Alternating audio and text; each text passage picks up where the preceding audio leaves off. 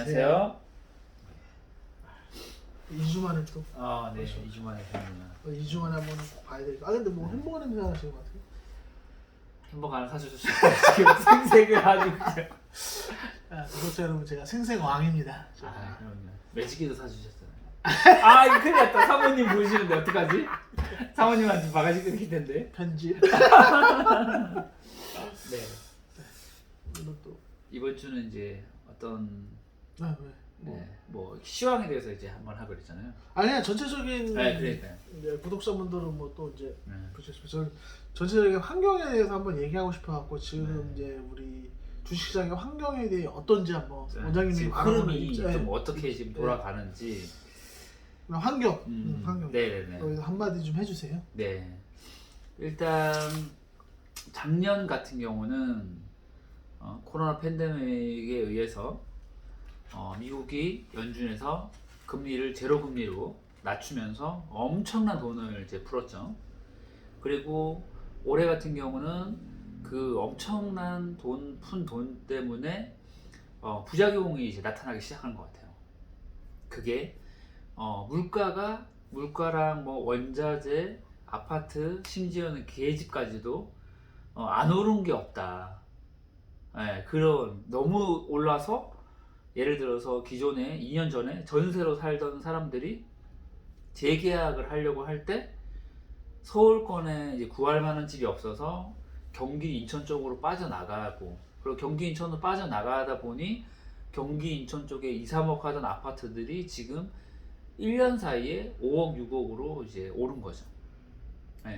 그래서 없는 사람들은 더 이제 가난해지고 있는 사람들은 자산이 두세 배가 이제 불어나는 상황이에요.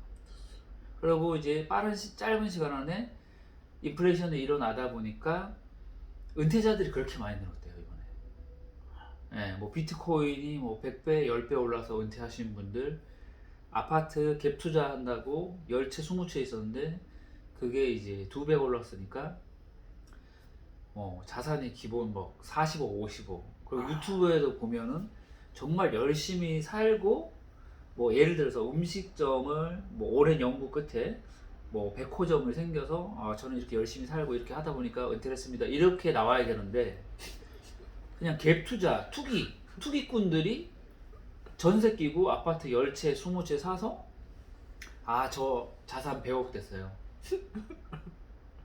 직장 생활 그냥 하시면 안 됩니다.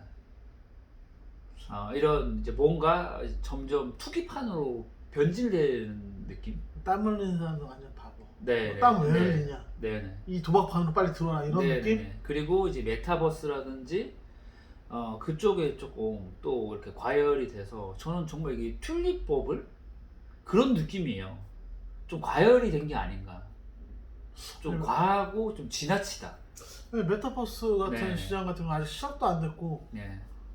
시작하기 전에 벌써 버블이 오르고, 그리고 이제 왜 이런 현상들이 일어나냐, 내년 늦어도 여름이나 후년 봄쯤에는 금리 인상을 한다고 하기 때문에 금리 인상을 하면은 선수들은 다 빠져나가요. 그걸 알고 있기 때문에 빨리 개인들한테 떠넘기기 위해서 일부러 버블을 빨리 키우는 거예요. 근데 그러기에는 선한 영향력을 갖고 있는 유튜버들이나 뭐 이렇게 매체들에서 메타버스나 NFT 이런 거에 대해서 엄청난 큰 시장이라고 광고도 많이 하고 그 시장에 대한 프리미엄도 많이 주고 햇빛 뭐 장밋빛 막 인생이라고 많이 너무 그런 말들을 많이 쏟아내니까. 그러니까 제 개인적인 생각에는 코로나 치료제가 확실한 게 나오잖아요. 뭐 백신이 확실한 게 나오면은 메타버스 얘기 쏙 들어갈 것 같아요. 왜냐면은 지금 코로나가 안 끝나잖아요. 이해가시죠? 그러니까 비대면이 아직도 이렇게 활성화되고 있잖아요. 그러다 보니까 그쪽에 버블이 끼는 느낌이 좀 들고, 뭐 중장기적으로 그쪽 방향으로 가는 걸 맞는 것 같지만 제가 봤을 땐 단기적으로는 좀 과열이고, 예를 들어서 내년에 미국에서 연준 금리 올리면은 테마로 끝나지 않을까, 저는 그렇게 좀 보여지고, 2000년도 닷컴 버블의 재현이다, 원장님 네. 그렇게 보시는구나. 네. 2, 3년 전으로 한번 대폭락이 일어날 것 같아요. 제 생각에. 대폭락은 뭐 그 시장이 폭락이 오면 오고 안 오면 안 오는 건데 근데 네. 지금 한국에 그 집을 살려고 하는 사람들이 어느 정도냐면은 이제는 아파트를 넘어서서 오피스텔도 10억대 거의 아파트처럼 지어서 이제 파는데 투기꾼들이 그 워낙 그 생리를 잘 알기 때문에 온통 다 투기판이에요. 제가 봤을 때는. 네. 이제 그래서 이제 하다가 이제 국가에서도 이제 통제가 안 되잖아요. 그래서 이제 마지막 히든 카드를 꺼내는 것 같아요. 금리 인상. 그 금리 인상이 제 생각에는 우리가 생각하는 것보다 강하게 올 수 있다. 금리가 7%, 8%까지 오는 그런 상황이 갈 수가 있다. 사람들이 너무 이렇게 투기가 심하게 되면 네, 금리 7, 8% 시대를 맞이할 수가 있다. 그러니까 부동산이 이제 부동산이 그렇게 과열되게 오른 거는 원장님께서는 네.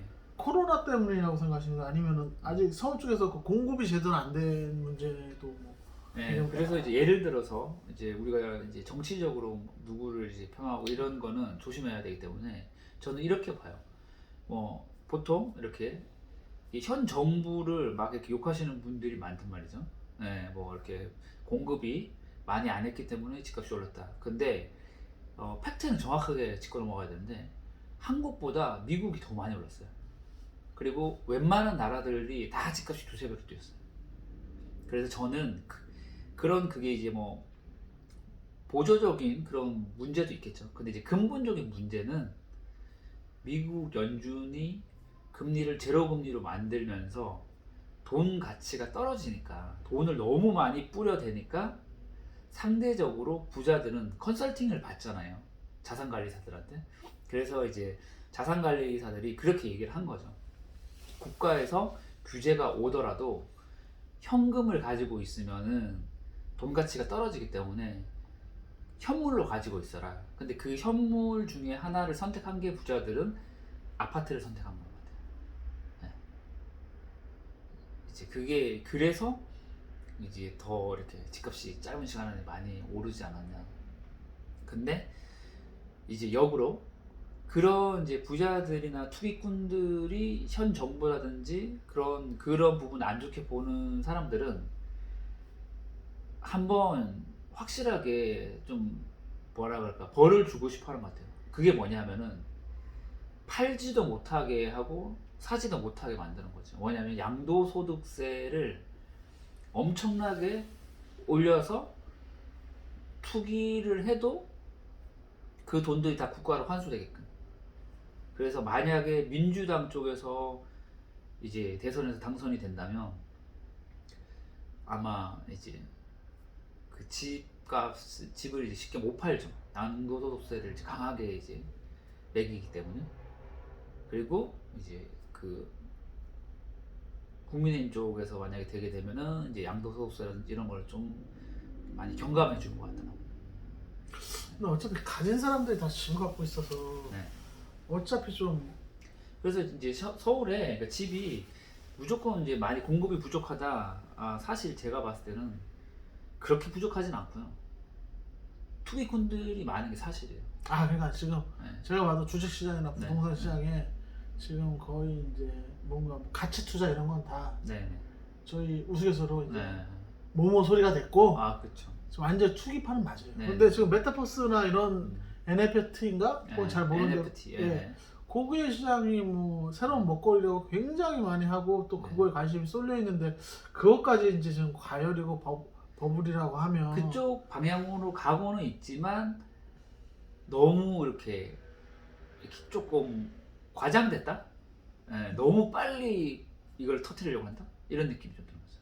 방향은 맞지만. 근데 어차피 지금 우리가 오프라인이나 게임 같은 경우도 온라인 물인데 지금 네. 오프라인과 온라인과 같이 이렇게 게임을 하면 오프라인과 온라인이 이렇게 같이 이렇게 겹쳐진다고 해야 되나? 같이 네. 생활한다는 느낌이잖아요. 그렇죠. 근데 메타버스도 그런 하나의 의미로 보면은 그렇게 같이 이제 온오프라인이 같이 공존하는 세상이잖아요. 그냥 간단하게 네. 사람들이 이걸 느끼게 된 거예요. 뭐냐면은 예전에는 회사를 출퇴근을 해야 된다라는 그런 고정관념에 많은 사람들이 사로잡혀 있었단 말이에요.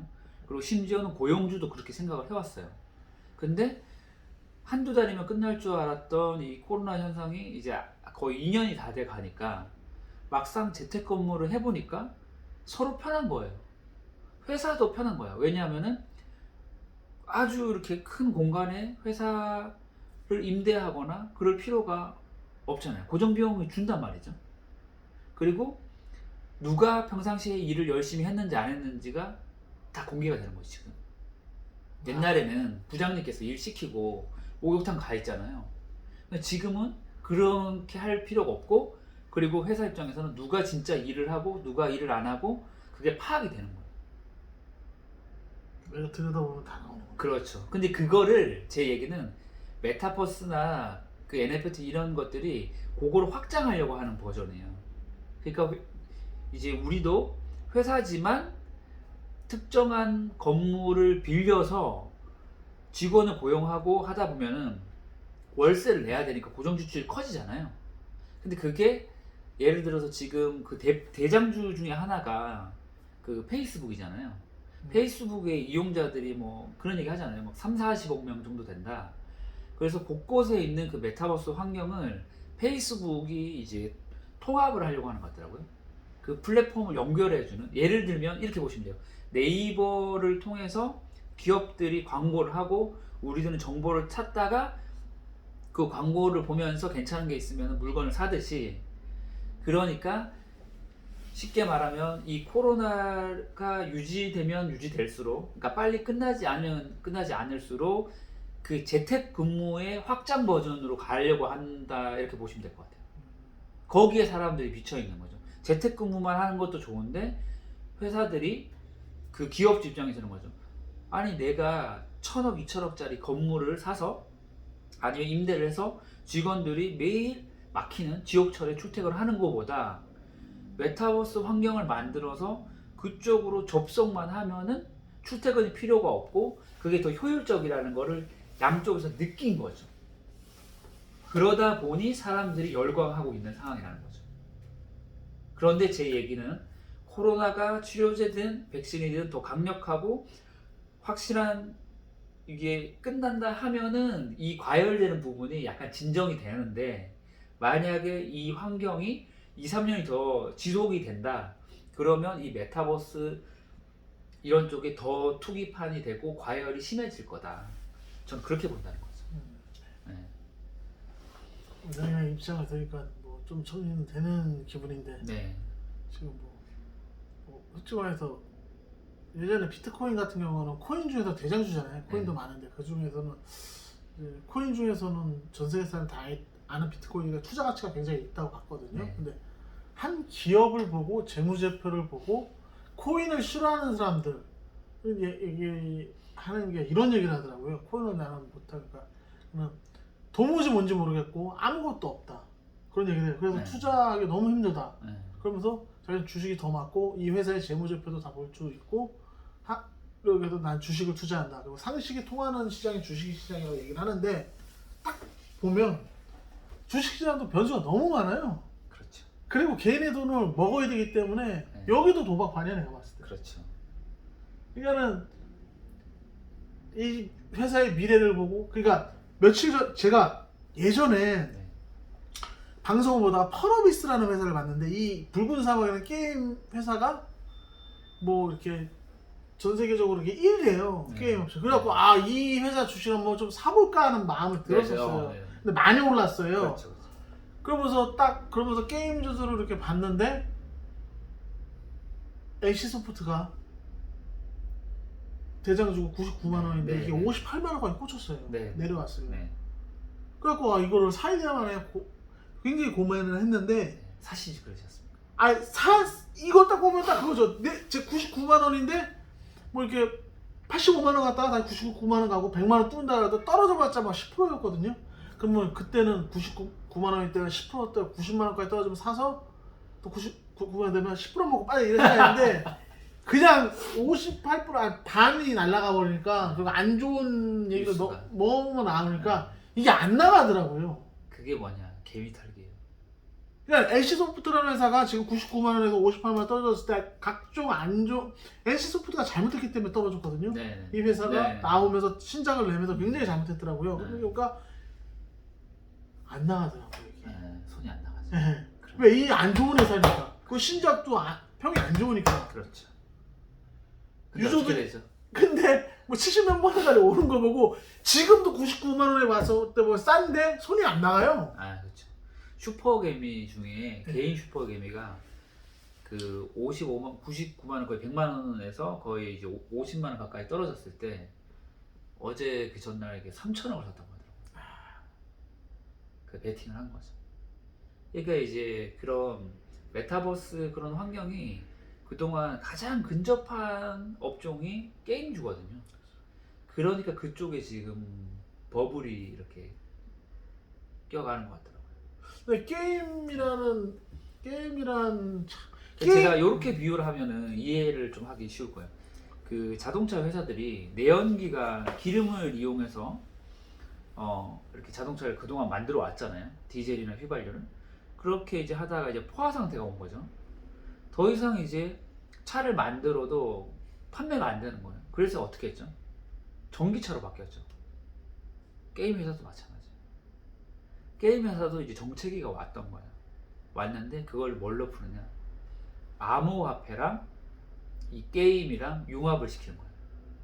그러면서 게임을 하면서 그런 서로 이렇게 거기에 나오는 네. 현금을 쓸 수 있게끔 하니까 네, 게임은 서로 이제 돈을 주고 받을 수 있는 그러니까 그런 환경으로 이제 만들어서 가는 거죠. 근데 인간은 이런 시세에 빠지면 못 빠져나올 거예요. 못 빠져나죠. 그러면서 점점 어떻게 보면은 그 게임 회사 중에 한 회사가 강력한 회사가 있다면 그쪽에 제가 봤을 때는 메타버스 환경이 크게 조성될 확률이 높을 것 같아요. 네. 사람들은 어떻게 보면은 지금 페이스북을 많이 이렇게 보잖아요. 페이스북도 되게 좋지만 제 생각은 어떻게 보면 소 하나에 그 소속되는 게 뭐 NC소프트 같은 그런 이제 예를 들어서 글로벌한 게임이 나온다. 예를 들면 막 한 3, 40억 명이 열광하는 게임이 나온다.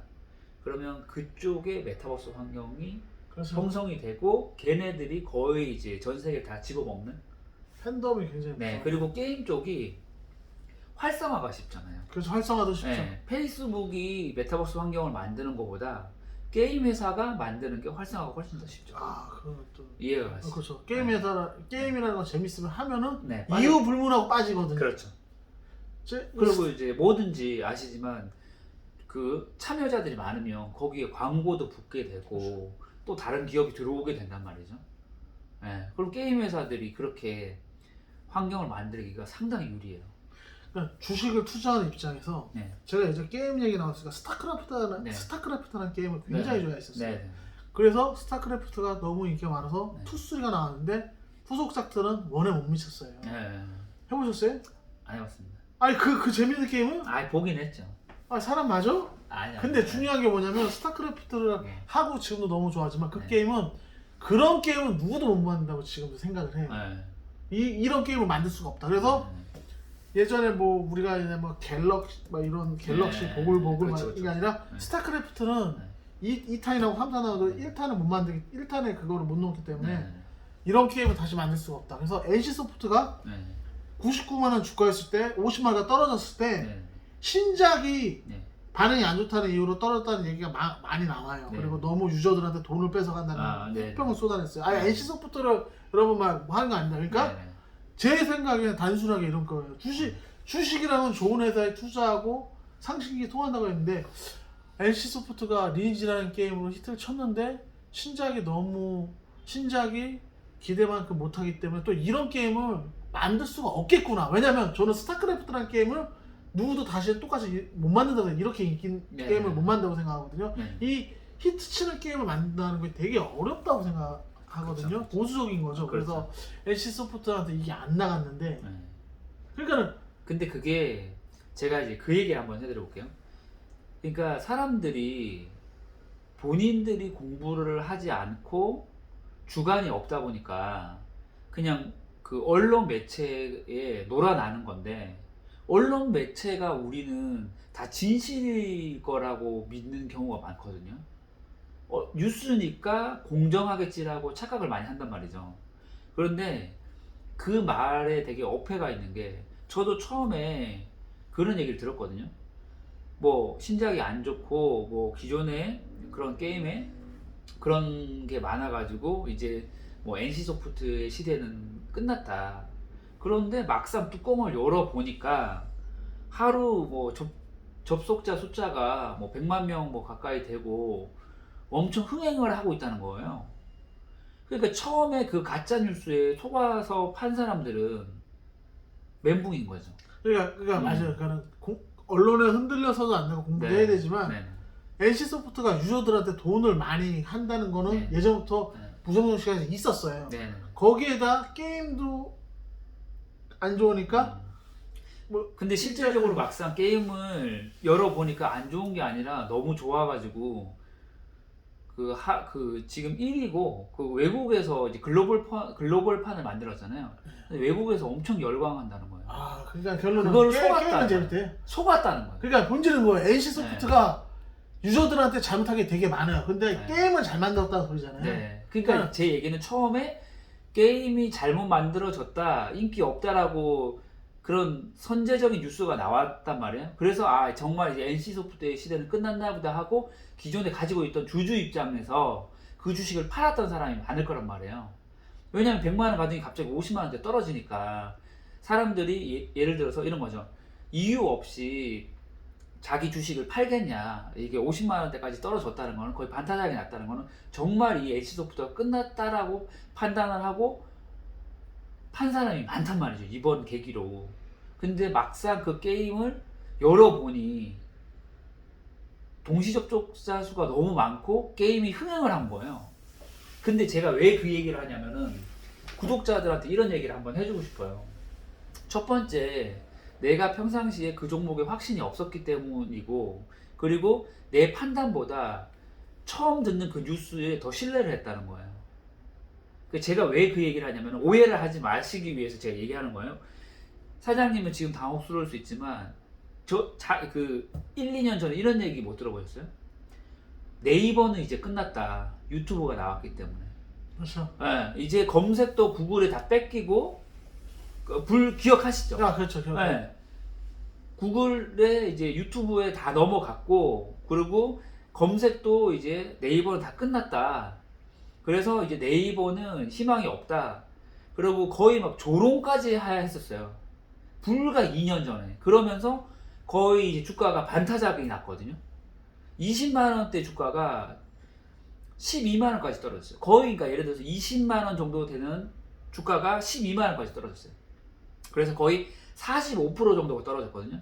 그리고 그 한 두 달 정도 거의 유튜브 방송에서도 네이버를 엄청 조롱하는 방송들이 많았어요. 그래서 한국은 안 된다.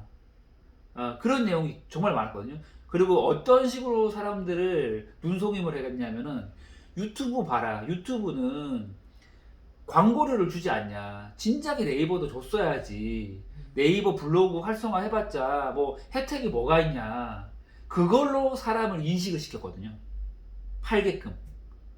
그러니까 20만 원에서 20만 원 가까이 있던 주식이 12만 원까지 떨어지니까 아 이거 정말 이제 네이버는 끝났다 하고, 결국 어떻게 됐냐면은 한 4, 5개월 지나서 12만 원이 14, 5만 원까지 가더라고요.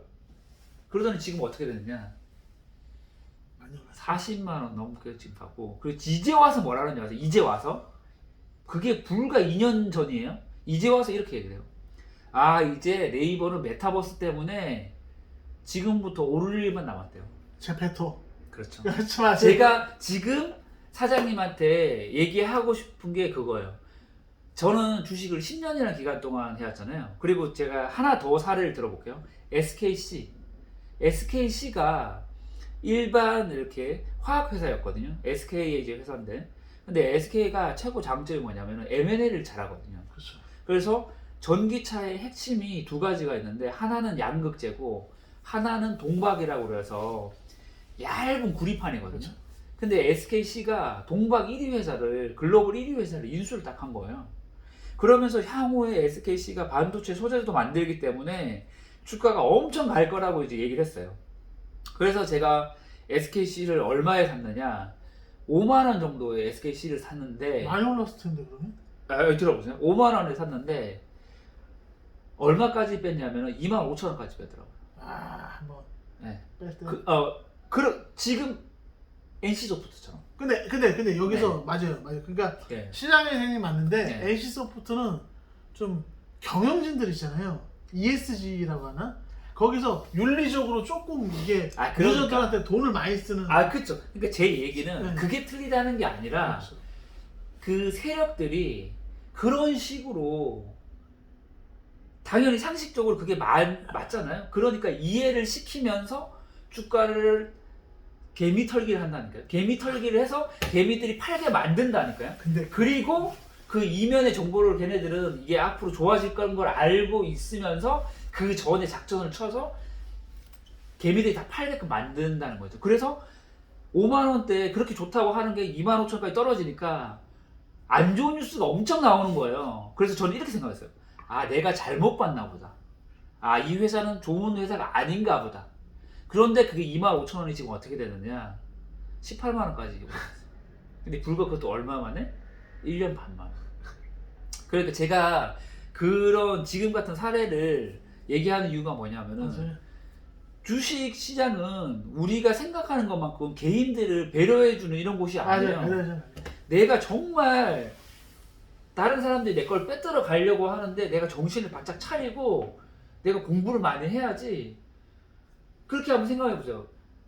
NC소프트를 10년 동안 투자 잘 하다가 90만 원, 100만 원에서 지금 50만 원까지 떨어지니까 얼마나 놀랬겠어요, 주주들이. 그리고 그런 악재 뉴스 딱 나오니까 끝났다고 하잖아요. 그럼 제가 하나 더 얘기해 볼게요. 하나만 딱 더 얘기해 볼게요.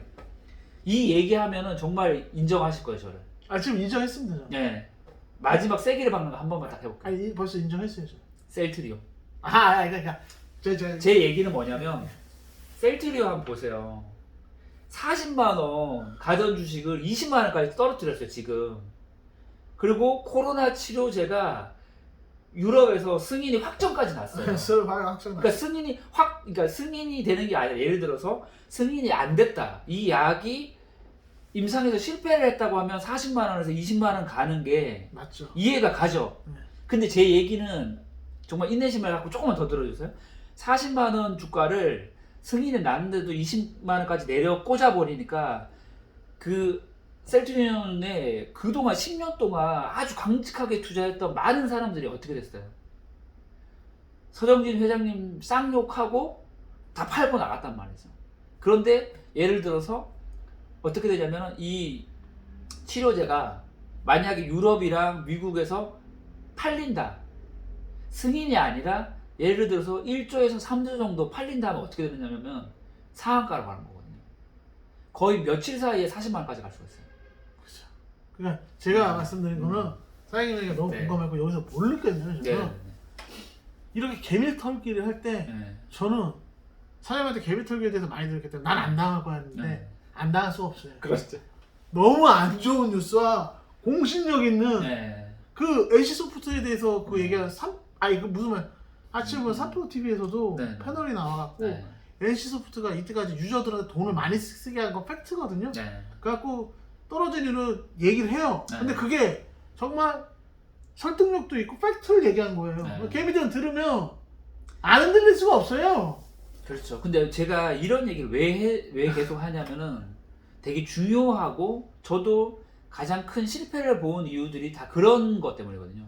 언론 뉴스니까 이거는 공신력이 있고 내가 개인적으로 아는 것보다 훨씬 더 정확하겠지라고 그렇죠. 많은 사람들이 착각을 한다는 거예요. 그렇죠. 그러니까 저는 맞아요. 사장님 말을 이해했지만 여기서 제가 하나 또 배운 거 뭐냐면 개미 털기 할 때 나는 안 털린다고 생각했는데 털리니까 이게 진짜 어려운 거구나. 어렵죠. 그리고 제가 아시죠? 그 3년 전에 아파트 샀다가 그렇죠. 그 전 세계 우리나라 그 미래학자 대폭락이 온다. 그래서 제가 아파트를 팔았잖아요. 그래서 어떻게 됐습니까? 아파트가 대폭등이 왔습니다. 저는 그분한테 청구를 하고 싶어요. 당신이 그런 말만 안 했어도 제가 그 아파트를 안 팔았는데. 선택은 우리야 우리. 근데 그 사람들도 문제가 있긴 하죠. 있어. 이게 이해가 가죠? 있어요. 그러니까 네. 그러니까 네. 제가 말하는 건 뭐냐면 네. 앞으로의 그 기업들은 ESG라고 해갖고 뭐 그 회장님들 그러니까는 네. 그 회장님들의 뭐 인격도 그 회사를 판단하는 좋은 네. 거였는데 그거는 저는 아닌 것 같아요. 네. 왜냐면 네. 그건 보기 좋은 얘기고 그렇죠. NC소프트 회장님이 뭐 세트리온 회장님이 아무리 도덕성이 나쁘다 해도 이 회사만 게임만 잘 만들면 되고 양만 그렇죠. 잘 만들면 되는 거예요. 그거는. 그게 본질. 근데 자꾸 네. ESG 뭐 앞으로는 네. 뭐 ESG 뭐 중에서 뭐 그거 뭐야 리더들의 뭐 도덕성 이런 얘기하는데 이거는 제가 봤을 때는 시장이 안 맞아요. 네. 그리고 네. 주식시장에서 나오는 제가 막 연변을 토하는 게 아니라 주식시장에 이제 저희는 주식시장을 이렇게 계속 하지만 운동장이 많이 기울어져 있고 그렇죠. 많이 배운 건 뭐냐면 어차피 외국인하고 기관이 개인도 먹으려고 들어오는 거기 그렇죠. 때문에 네. 정말 호락호락한 시장이 아니에요. 그렇죠. 그래서 마지막으로 하나만 더 따집니다. 여러분 뉴스에 나오는 그 뉴스가 꼭 진실이라고만 생각하지 마세요. 항상 의심해야 되고 내가 그거를 판단을 해야 됩니다. 맞아요. 네, 안 그러면은 내가 그동안 알토란 같이 모으고 그거를 모아서 팔지만 않으면 은퇴까지 할 수 있었는데 그거를 그 뉴스 하나에 다 팔아가지고 나중에 그 주식이 상한가를 가버리잖아요. NC소프트가. 그럼 얼마나 허탈해요. 근데 어디 가서 하소연도 못해요. 왜냐? 내가 그렇게 실행을 했잖아요. 네. 그래서 언론은 생각보다 가짜 뉴스가 많다. 가짜뉴스가 많고 네. 요즘은 정보의 홍수 시대이기 때문에 네. 자기가 판단하고 자기가 들어가야 돼요. 네. 지금 일각에서는 비트코인을 도박판이다, 코인을 도박판이 해도 거기 그 상황에서 먹고 나오는 사람이 있어요. 그렇죠. 자기가 먹고 나오면 그게 팩트예요. 네. 투자를 잘한 네. 거예요. 그래서 이게 투자를 앞으로 긴 시간 동안 주식이든 비트코인이든 어떤 투자를 하잖아요. 투자에서 최고의 투자가가 되는 거는 뭐냐면은 이렇게 생각하시면 돼요. 내가 감당할 수 있는 범위 내에서 언론에서 이런 얘기를 하든 저런 얘기를 하든 무시하시고 내 소신껏 그러니까 자만심을 하라는 게 아니라 내 소신껏 하는 거죠. 예를 들면은 내 자산이 100억이라고 했을 때 30억 이상은 주식 투자를 하지 마세요. 70억은 부동산이라든지 다른 자산을 골고루 하고 평상시에 30억을 하되 그 30억은 내 소신껏 강력하게 하라는 거죠. 이게 어떤 사람이 많이 이렇게 하냐면 워렌 버핏이 그렇게 해요. 현금 비중을 50% 정도를 두고 나머지 50%는 언론에 놀아나지 않고 자기 소신껏 공격적으로 해요. 근데 워런 버핏은 네. 그 기업의 그 재무제표까지 다 보는데 일반인들은 못 보기 때문에 네. 저희는 배당주로 가야지.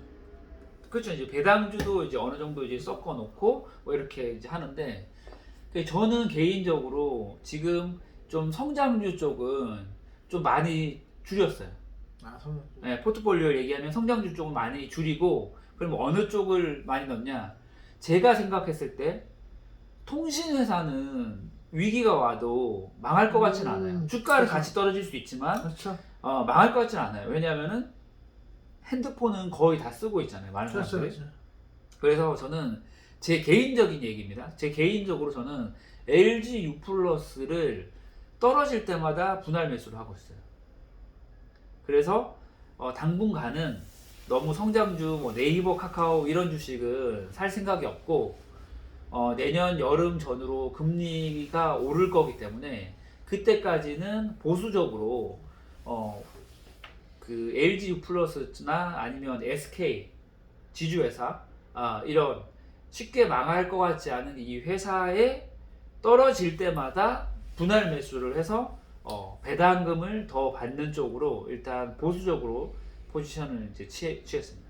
그래서 제가 그렇게 해서 이제 모으고 있는 주식은 맥쿼리 인프라, 부동산 니치 회사, 그다음에 LG U+, 통신회사, 그다음에 SK 지주 회사, 네, 떨어질 때마다, 그다음에 삼성전자 우선주, 네, 요렇게 좀 이렇게 많이 포지션을 좀 많이 이렇게 하고, 그 다음 5번째 금 ETF, 그리고 실물금, 네, 이걸 모으고 있습니다.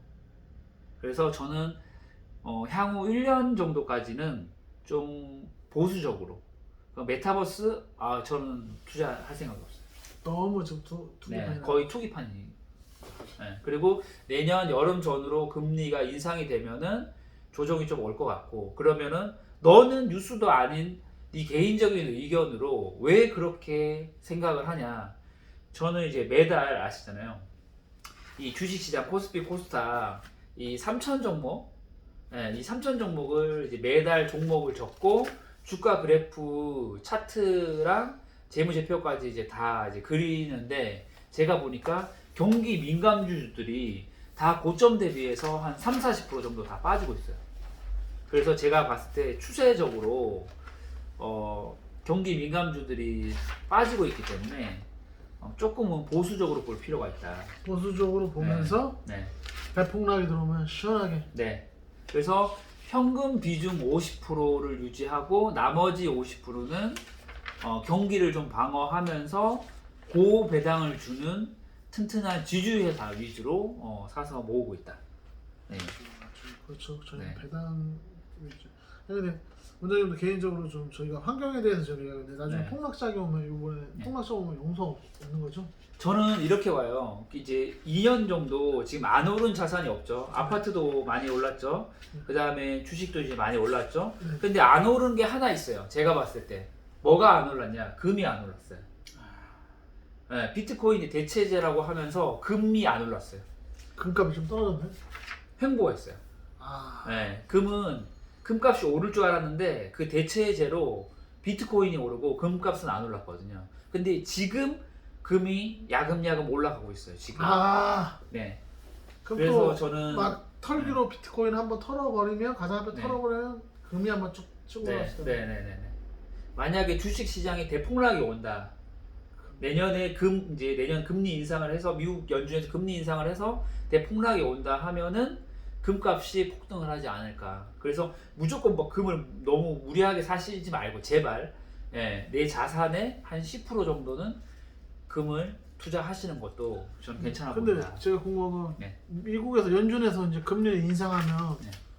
이제 서민들은 이제 이자 많이 나니까 바로 이제 타격 받는 거죠. 네, 그리고 이제 이런 얘기 많이 하잖아요. 왜 그러면 지금 한국 주식은 떨어지고 미국 주식이 많이 오르냐? 왜 이런 현상이 일어나냐면은 내년에 금리가 인상이 되면은 신흥국 자금들이 미국 쪽으로 이동을 하기 때문에 신흥국들은 어떻게 하냐면은 신흥국에 투자되어 있던 자본이 미국에 들어가지 않게 하기 위해서 시중 금리를 미국보다 더 선제적으로 올려요.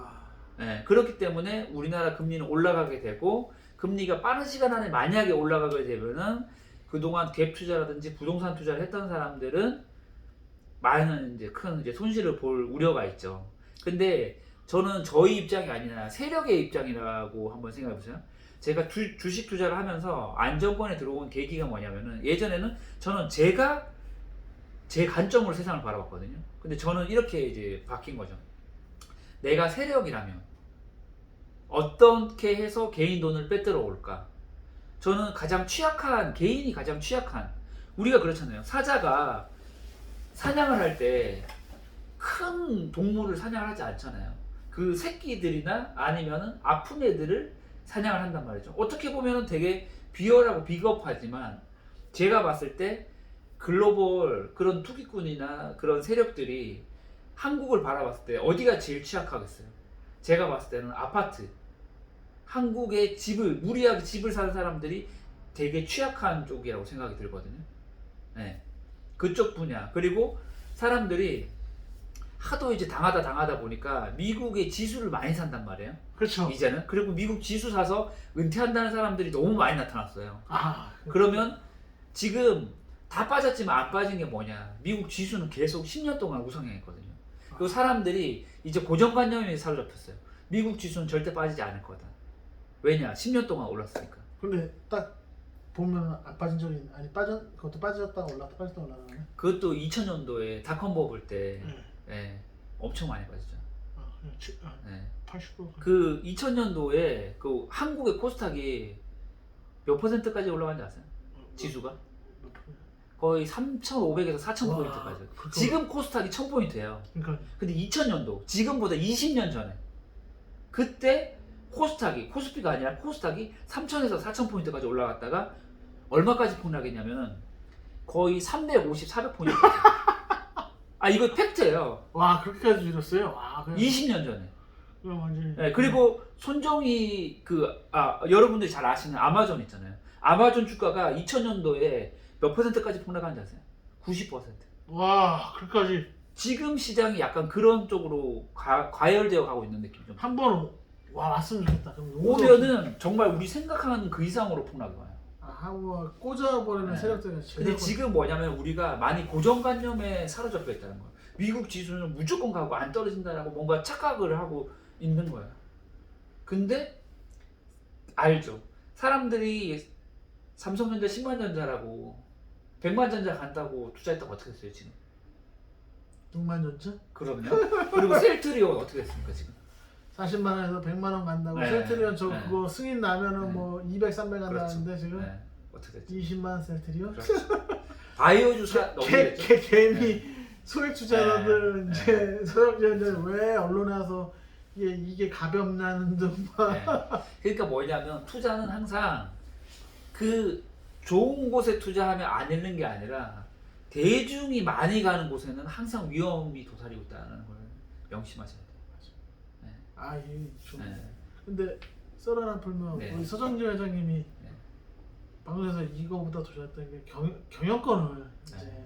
그게 또 내가 거의 그거까지 이게 입이 싸가지고. 그러니까 이제 항상 그런 거 이제 보면서 타산지성으로 느껴야 되는 거는 가능하다면 말은 좀 보수적으로 하는 게 안전하다. 네. 그러니까 요구만 좀 많았었으면 그냥 그걸로 네. 끝내면 되는데 경영권 그것 때문에 그렇죠. 그거 없었으면은 네. 또 이렇게 네. 그건 주가하고 상관없는 거지만. 그렇죠. 그래서 이제 저는 조금 조심해야 된다. 너무 지금 공격적인 투자는 좀 위험하다. 그리고 너무 이제 전기차나 그 미국 지수에 너무 무리는 하지 마셔라. 그래서 근데 네. 오늘 정말 저 들으면서 네. 정말 좋은 얘기 많이 들었어요. 그러니까 도움이 많이 됐고 너무 좋은데 이 사람의 마음이 참 간사합니다. 그러면서 지금 2차 전지 쪽이나 네. 비트코인이 너무 많이 올랐기 때문에 아쉬움도 되게 많아요. 그렇죠. 이게 사람의 마음이라는 게 그렇죠. 다 돈 벌려고 하는 거니까 그러니까요. 결국에는. 아니 장기 투자, 단기 투자 그거 무조건 장기 투자는 좋은 거고 단기 투자는 나쁜 거다 이런 거 없어요. 그건 고정관념이에요. 재작년까지만 해도 네. 좋은 기업에 그렇죠. 10년 이상 같이 투자해야 된다. 근데 비트코인은 솔직히 말해서 이거는 완전히 이러다. 쓰레기다. 그렇죠. 근데 뭔데 그렇죠. 이래서 투자는 네. 위험하다. 그 위험을 감지하고 돈이 몰린가 가고 눈치 빠르게 먹고 나오는 것도 실력이에요. 그럼. 그것도 실력이에요. 그렇죠. 근데 그렇게 해도 나쁘지 않은데 항상 어떻게 한다? 내가 감당할 수 있는 만큼만 하면 된다. 그리고 오히려 그 소신을 지키고 남들이 촉이라고 하든 뭐라고 하든 내가 생각했을 때 아니면 내 소신을 밀어붙여라. 맞아. 투자의 가장 중요한 관점이죠. 그렇죠. 그게 그렇죠. 제일 중요하다. 투자라는 거는 그런 게 있잖아요. 살면서 네. 나이 드신 분들 내가 사업만 안 망했어도 그분은 사업을 안 망했어도 막 그 사업 한번 망한 것도 자기 인생에 꼬였다가 했는데 네.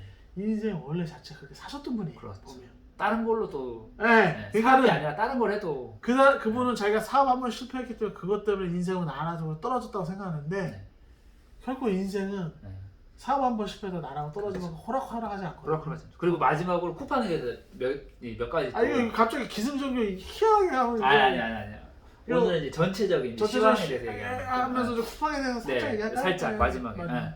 지금 어제 또 쿠팡이 실적 발표를 했는데 손실이 한 3천억 정도 나가지고 주가가 또 떨어졌어요. 이거 우리는 쿠팡에 같이 투자를 하잖아요. 그렇죠. 그리고 또 악재 뉴스 또 하나 생겼습니다. 우리나라 정부에서 밤 12시부터 새벽 4시까지 배송을 못하게 하는 정책을 내놓을까 지금 계획을 잡고 있어서.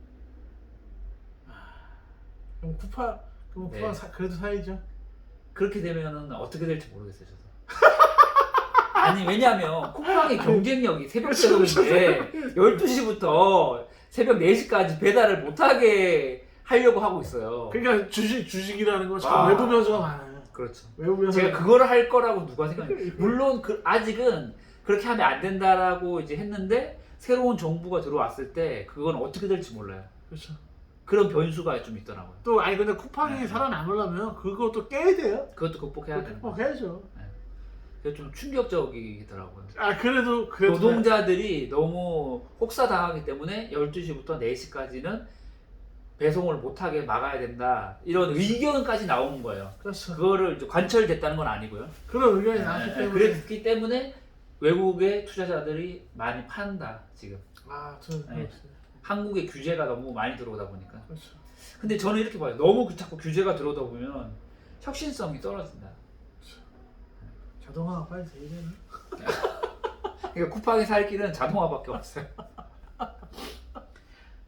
근데 그냥 그런 것 같아요. 기업들이 이게 저도 그렇지만 이게 제가 쿠팡에서 일하잖아요. 2시간 일하면 막 솔직히 말해서 네. 18, 18 할 거예요. 아, 그렇죠. 힘드니까. 막 이런 경우 근데 또 회사가 성장하려면 참 이게 모순이죠. 세상 사람 네. 모순 아일러니죠. 그렇죠. 그리고 제가 쿠팡의 주주잖아요. 그래서 제가 쿠팡 이츠도 한번 시켜봤어요 일부러. 근데 쿠팡 이츠는 장점이 선결제이기 때문에 라이더들이 와서 그렇게 하기가 편한가 봐요. 굳이 돈을 받을 필요가 없죠. 그래서 돈 받는 거 물건만 전해주면 끝이에요. 근데 뭐 배민 같은 경우는 와서 결제를 하기도 한다고 하더라고요. 그 고객한테 선택권이 있나 봐요. 선결제도 할 수 있는 거고 아니면 와서 카드나 현금으로 줄 수도 있고 그런 또 이제 차이점이 있더라고요. 근데 저는 일단 쿠팡을 팔 생각은 없고요. 그냥 제가 이제 아까 말씀드린 것처럼 그 얘기를 꼭 하고 싶어요. 뭐냐면 제가 예를 들어서 쿠팡 주식을 무리하게 샀다면 아마 이번 뉴스로 다 팔았을 거예요. 근데 저는 제 소신을 지키기로 했어요. 그냥 누가 뭐라고 해도 새벽 뭐 12시부터 새벽 4시까지 배송을 못하게 하든 쿠팡은 부채가 너무 많아서 뭐 성장성이 없고 언젠가 망할 거다 이런 얘기를 하더라도 저는 제 돈을 까먹더라도 제가 감당할 수 있는 범위 내에서 쿠팡 주식을 계속 살 생각이에요. 이해가시죠? 오늘의 주제하고 좀 맞아 떨어지네. 네네. 근데 투자에서 제일 중요한 건 내 소신껏 그 대신 내가 감당할 수 있는 만큼 그리고 가능하다면 한 번 투자하지 말고 적립식으로 이게 제가 오늘 전해드리고 싶은 메시지입니다. 너무 좋았고요. 네. 구독자분들이 너무 길어서 좀 지루하실 수도 있고 헷갈려할 수도 있는데 네. 환경에 대해서 얘기하면서 오늘 저도 또 자화자찬은 그만하고 하여튼 뭐 주식시장이 보면은 하여튼 어떻게 돈 먹기이기 때문에 네. 공정하지는 않은 것 같고 네. 하여튼 여기서 우리가 살아가면 소신껏 내 소신껏 내가 감당할 수 있는 만큼 그렇죠. 가장 중요합니다. 투자에서. 저희 오늘 햄버거를 먹어서 이렇게 파이팅 넘칩니다. 네 오늘 햄버거 사주셨어요. 매직기도 사주셨고 드라이기 사주셨습니다. 감사합니다. 이은혜 잊지 않아요. 인사. 네, 수고하셨습니다. 감사합니다. 선생님 오늘 그 내용 되게 좋았는데? 괜찮았습니까? 그거 있잖아요. 네. 저는 언론들이 그 개미털